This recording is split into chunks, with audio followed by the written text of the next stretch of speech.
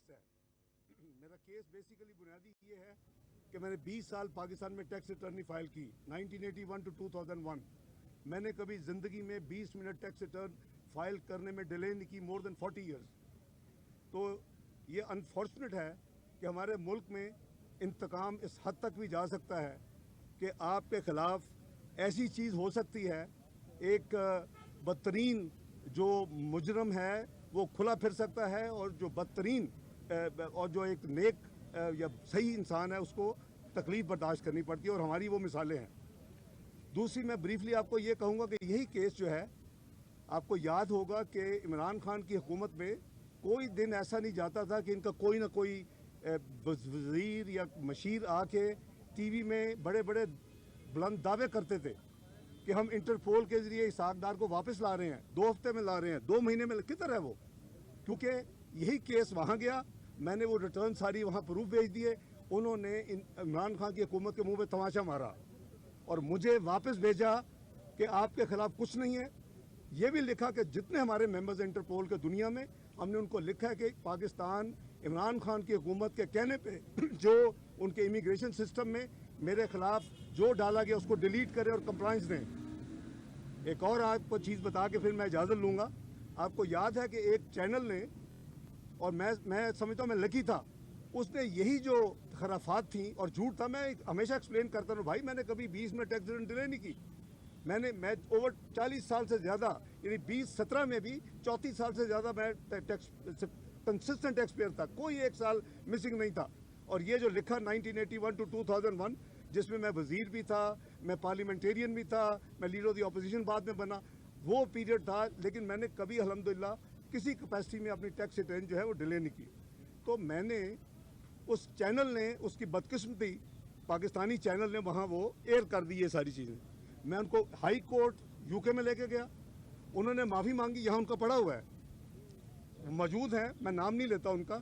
3 करोड़ रुपए मुझे हर्जाना उन्होंने अदा किया, और मैंने वो वकीलों की फ़ीसों के अलावा सारा जो पैसा था मैंने गरीबों के डायलिसिस के लिए मैंने वो यानी डोनेशन दे दी, और मैंने उस पैसे को हाथ नहीं लगाया। पता नहीं इनको इंटरेक्ट स्वाब होगा कि नहीं होगा, मुझे तो होगा क्योंकि मेरा तो लेजिटिम मेरे पैसे थे। तो आपको इससे अंदाज़ा हो जाना चाहिए कि ये एक झूठा केस है, ये एक फ्रॉड केस है, ये एक फेक केस है, और जिन्होंने बनाया तो उनको शर्म आनी चाहिए, उनको कौम से माफ़ी मांगनी चाहिए। उन्होंने मेरे 5 साल ज़ाया की, जिन्होंने मेरा पासपोर्ट कैंसिल किया। बहरहाल अल्लाह को यही मंजूर था। अब आगे चलते हैं। पाकिस्तान इस वक्त बदतरीन मुआशी सूरत हाल से दो चार है, और जिसकी मेन वजह जो है 4.25 साल की मिसमैनेजमेंट है पाकिस्तान में। इमरान खान हुकूमत इसको उस जगह पे ले गई, वो जो उन्होंने कहा ना कि हमारी हुकूमत इसके ऊपर एटम बम गिरा दिया जाए, वो बिल्कुल इसी पे यकीन रखते हैं। और उन्होंने इस मुल्क का वो बुरा हाल किया है, वो बुरा असर किया कि मैं समझता हूँ कि दुश्मन भी नहीं पाकिस्तान के साथ कर सकता।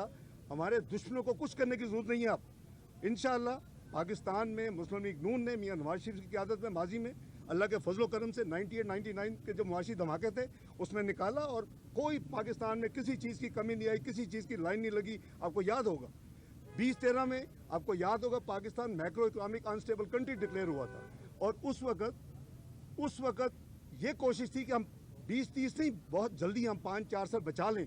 अगर पाकिस्तान उसी डगर पे चलता तो मैं समझता हूँ कि जो पाकिस्तान दुनिया की 18वीं मईशत बनने जा रहा था और इटली और कनाडा की मईशतें पीछे होनी थी, वो शायद 20, 25, 26 तक बन जाता। लेकिन फिर वही ड्रामे, पनामा के दूसरे किस्म के जो ड्रामे होते हैं, मुल्क को बहुत हैवी कॉस्ट कर दे। खुदा के लिए बस कर दे, पाकिस्तान को आगे जाने दें। वरना मैं 3 दफ़ा पहले फाइनेंस मिनिस्टर रह चुका हूँ।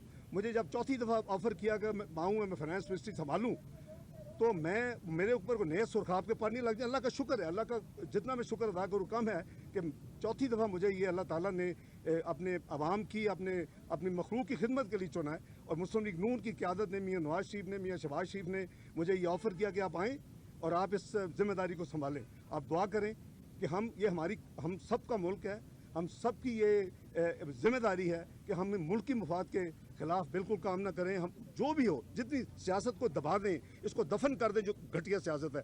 लेकिन बदकिस्मती से एक पार्टी इस वक्त वो कल्ट बना लिया है, उसको उसके यानी नेगेटिव सियासत के अलावा कुछ नहीं आता। तो और बड़े बड़े बोलते तकब्बर। कल भी कहा कि ये तो नहीं रोक से मैं गिरा के दिखाऊं। ओ भाई, अल्लाह ने गिराए, अल्लाह ने तुम्हें ऑलरेडी गिरा दिया, अभी माफ़ी मांग लो अल्लाह से। आगे देखो कितनी जल्दी और तुमने गिरना है अभी। तो बहरहाल वो हम बात छोड़ते हैं। तो मेरी गुजारिश ये है कि जी जो मकसद है आने का, वो पासपोर्ट मिला है तो मैं आ सका हूँ, और वो PMLN की हुकूमत को क्रेडिट जाता है कि जी कोई आप दुनिया में नहीं रोक सकते पासपोर्ट।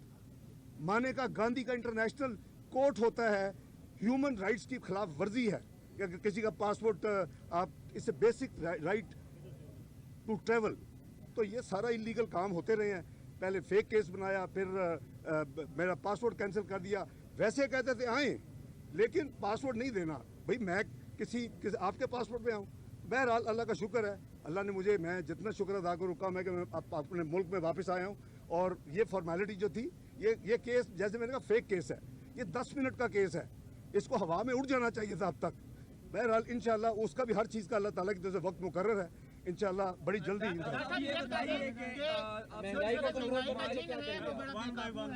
और डॉलर भी है, वो भी बड़ी ऊंची परवान जा रहा है। कितना टाइम आप समझ रहे हैं कि पाकिस्तान की मईशत को दोबारा राइट ट्रैक पर? देखिए तकरीबन पौने 4 साल की जो तबाही थी, जो मईशत का जनाजा निकाल दिया गया, और फिर जाते जाते क्या किया आपके सामने है कि जो इंटरनेशनल मुआहदे किए हुए हैं, हम ये करेंगे ये करेंगे ये करेंगे, सॉवरन मुआहदे हैं। और कभी कितनी भी दुश्मनी हो, आने वाली हुकूमत सॉवरन मुआहदों को, हुकूमती मुआहदों को डिसओन नहीं करती, उस पर अमल करती है। जाते जाते उन मुआहदों को एक तरफ किया, अपनी पॉलिटिकल माइलेज लेने के लिए उसके खिलाफ काम किया, और आवाम को यानी ये बताया कि मैं आपके लिए ये कर रहा हूँ, और ख़ुद कहा प्राइवेटली कि मैंने लैंड माइन्स बिछा दी हैं, मैंने बारूदी सुरंगें बिछा दी हैं। तो ये आपके सामने हम पूरी कोशिश करेंगे। हमारा सबसे पहले ये कि हमारी करेंसी वो बिल्कुल उसका ये राइट नहीं है, ये मुकाम नहीं है जहाँ ये पहुँच चुकी है। और मैं समझता हूँ कि इसको अपने जो कुछ लोग चंद जो स्पेकुलेटर्स हैं या जिससे जो खेल खेलते हैं उनको बंद हो जाना चाहिए। मेरा ख्याल है कि उन्होंने बंद कर दिया है, मैं उनको मशकूर हूँ, उन्होंने डायरेक्शन ठीक ले लिया है। मेरे आने सफ़र करने से शुरू ही उन्होंने 2 दिन में अच्छा पाकिस्तान में वो अच्छा एक काम किया है, अच्छा खासा पाकिस्तान के कर्ज़ों में उसकी वजह से कमी आई है। इंशाअल्लाह हम एक हमारी प्रायोरिटी नंबर 1। दूसरी हमारी प्रायोरिटी यही है कि हम इन्फ्लेशन को नीचे लाएंगे, हम इंटरेस्ट रेट्स को नीचे लाएंगे, हम इकॉनमी को रिवाइव करेंगे। लेकिन मैं सिर्फ जो ज़मानी दावे होते हैं मैं वो नहीं करने वाला। आप हमारी हिस्ट्री देखें PMLN की, आप 98-99 की, आप देखें 2017 में हमने कहाँ छोड़ा था इस मुल्क को, मियां नवाज शरीफ ने मैंने, और 2018 में हमारे PMLN ने कहाँ छोड़ा।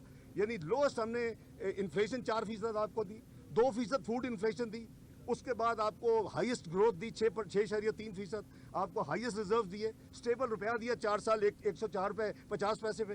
भाई ये किसी और मुल्क में हो तो उस पार्टी को तो लोग यानी हवा में और सरों पे उठा लेते हैं। बस पेट्रोल प्राइस अब कम होगी, ज़्यादा होगी पेट्रोल प्राइस? ये तो जब बेटा अभी दिन तो 2-4 दिन तो ना यार, दूसरा दिन ये अपोजिशन की तरफ से जो कि एक जमात का आप नाम ले रहे हैं, वो ये कह रहे हैं कि जनाब आप किसी एस्टेब्लिशमेंट के साथ किसी मुआहदे की शक्ल में आपको इधर लाया गया है। अगर ऐसा है फिर आपका जो एंटी एस्टेब्लिशमेंट का बयानिया है वो क्या ख़त्म हो गया?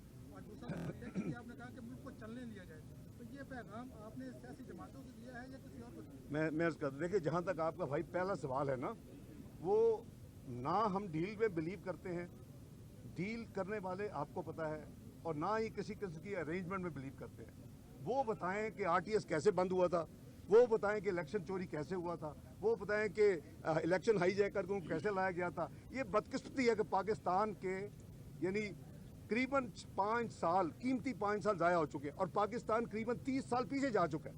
भाई आप आज 54th इकॉनमी बनने जा रहे हैं दुनिया की, 18वीं मीशत बनते बनते, बजाय ये कि अब G20 दुनिया की प्रीमियम क्लब में बैठते एज ए प्राउड पाकिस्तानी देखते उसको, पाकिस्तान को, आज हम 54th इकॉनमी प्रोजेक्ट हो चुके हैं पौने 4 साल की तबाही के बाद। तो दूसरी जो आप, तो इसलिए कोई डील नहीं है, हम डील में बिलीव नहीं करते, और कोई जो है इस पर किसी किस्म का अरेंजमेंट नहीं है अल्हम्दुलिल्लाह। तो आपके सामने है कि जब पासपोर्ट ही नहीं दिया, जो कह रहे हैं डील है, उनको क्या आपने पासपोर्ट दिया था? क्या आपने पूछे उनसे कि आपने कब पासपोर्ट कैंसिल करवाया था? उनसे पूछे कि आपने एम्बेसियों को इन्फॉर्म किया था कि हाई कमीशन लंदन ने इनको पासपोर्ट ना। कोई क्या मुनाफिकत है यार, खुदा का खौफ करें, अल्लाह से डरें, ये सियासत आनी जानी चीज़ है। दूसरा जो आपने जो दूसरा सवाल किया जी, वो दूसरा सवाल ये था कि आपने कहा कि मुल्क को चलने दो, जी, ये मैसेज किसको? ये मैसेज मैं इमरान खान को दे रहा हूँ, उसकी मैं पार्टी को दे रहा हूँ। जब पॉलिटिशियन इकट्ठे होते हैं, आपको याद होगा 2014 का धरना, तो जो धरना उठाया गया था, ये खादम उसने नेगोशिएट किया था मुल्क की इंटरेस्ट में किया था, उनको वापस लाए थे। वो अपना खुदा का खौफ करें। ये नहीं है कि मैं हुकूमत में हूँ तो ठीक है, मैं हुकूमत में नहीं हूँ तो इसमें एटम बम गिरा दीजिए, उनकी स्टेटमेंट मेरी नहीं है। तो खुदा का खौफ करें, पाकिस्तान को चलने दें। इंशाल्लाह पाकिस्तान इन फ्यूचर हमारी कैबिनेट मीटिंग है। ये बताइए कि Last आप question. आगे तो मईशत बेहतरी की तरफ गामजन है। आपसे पहले जो वजीर खजाना थे, तो क्या ये उनकी नाअहली है या आपकी लीडरशिप नहीं भाई, मेरी बात सुने। देखिए, ये एक टीम वर्क होता है। नंबर एक, 4.25 साल का गन जो है वो 6 महीने में नहीं क्लियर हो सकता। उसने मिफ्ता साहब ने अपनी पूरी कोशिश की, जो वो हिम्मत कर सकते थे अपने तजर्बे की बुनियाद पे।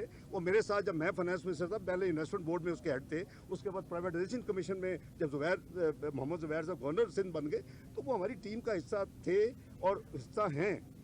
देखिए, ज़रूरी नहीं होता कि एक ही रिस्पॉन्सिबिलिटी हो।